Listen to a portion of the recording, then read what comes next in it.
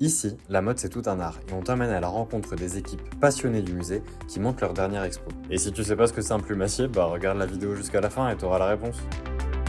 Une fois qu'on a fait notre sélection d'œuvres en lien avec nos différents thèmes, on fait sortir les pièces effectivement des réserves pour un constat d'état par nos restauratrices. Une fois que les restaurations sont faites, les pièces vont être mannequinées, c'est-à-dire tout ce qui doit être fait autour du mannequin pour que la pièce soit présentée le plus correctement possible, c'est-à-dire d'un point de vue historique, donc respecter la silhouette d'une certaine époque, et en même temps le mannequinage il est là aussi pour la préservation et la conservation de la pièce.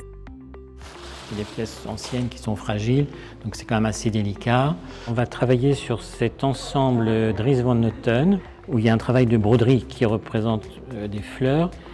Ce mannequin, on le surnomme pour nous Dalida. Il avait été conçu pour l'exposition Dalida qu'il y a eu au sein du musée il y a quelques années. Ensuite, les pièces vont venir dans l'enceinte du musée, elles quittent les réserves et les ateliers pour être installées ensuite dans les différentes vitrines où elles seront présentées.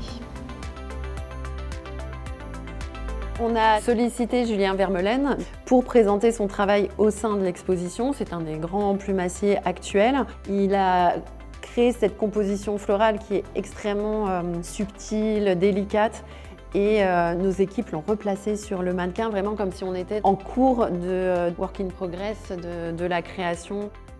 L'histoire de la mode, elle se lit plus largement, c'est une histoire des sociétés, c'est une histoire des savoir-faire, c'est une histoire des matières, etc. C'est ce qui est passionnant, on peut tirer beaucoup de sens de tous ces objets.